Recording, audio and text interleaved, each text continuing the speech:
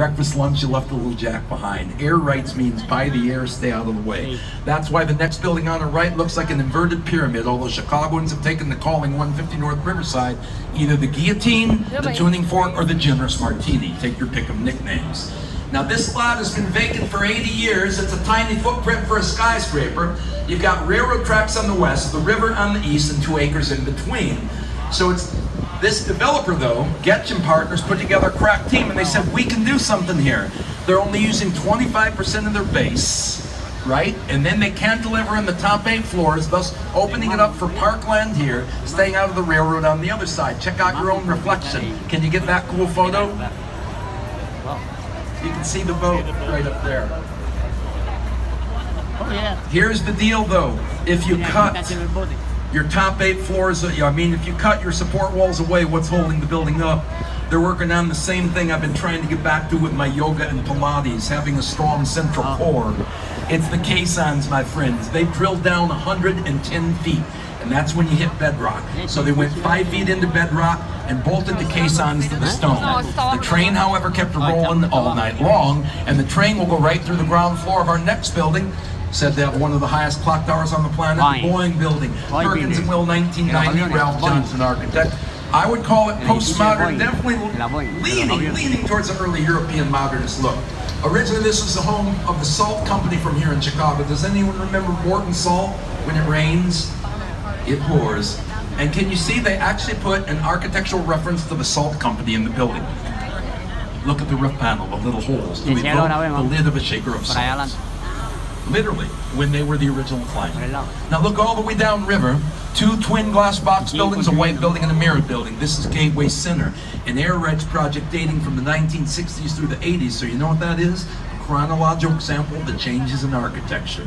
The first 2, pure Miesian modernism of the 60s. You see the white building? That's that international style of the 70s, one size fits all. The mirrored building, postmodernism rears its head in the 1980s. We'll discuss that later. Right now, I cannot give you the White Cliffs of Dover. Would you settle for the Art Cliffs of Deco? Wonderful Art Deco. Let's begin on the left with the Art Deco Civic Opera building today, home to Chicago's Lyric Opera. They're doing La Boheme right now. I call this building a perfect marriage of pragmatism and art. In 1928, they start with a 3,500-seat opera house, but they surround themselves with corporate towers, so they have business tenants and revenue coming in. Notice it says Civic Opera Pavilion with a V instead of a U? Not really. When you use an early Latin alphabet, it only had 23 letters. The V is the U. Also, Art Deco is the 1929 Chicago Daily News building, which Chicagoans nicknamed the Chicago Sphinx. They saw the Great Sphinx of Egypt in the design there. And I think that may have happened because the 1920s, when Art Deco first comes up, that's the same time they had first explored King Tutankhamun's tomb, and Egyptology was all the rage. Now with 3,000 miles of railroad tracks, Chicago was the hobo capital of America, when everybody used to hop freight trains to build this country. And Madison Street, we just passed under, was the main stem. That was known around the world as Hobohemia. You had hobos, artists, and the Wobblies, the industrial workers of the world, fighting for one big union, founded here in 1905. And those guys got an education. Hobo Dr. Ben Reitman opened a Hobo College on West Madison Street. University of Chicago professors would come over from Hyde Park. They'd give the tramps and bindle stiffs a lecture. They'd even issue a Hobo College diploma. Got a copy at home.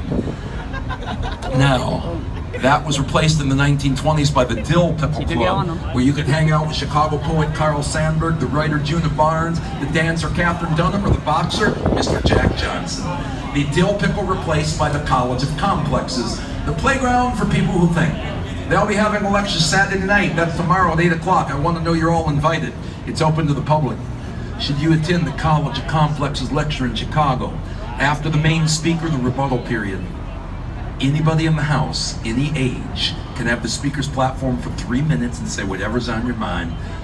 The only rule, you follow the Hobo College motto. You never interrupt another speaker. It's only one fool talking at a time.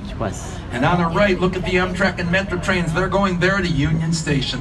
One of the last great rail terminals in America. You know, when the heavy rains come later, you want to go inside? Check out Union Station, inspired by the Roman baths of antiquity. Fluted Corinthian columns, marble staircases throughout. And if you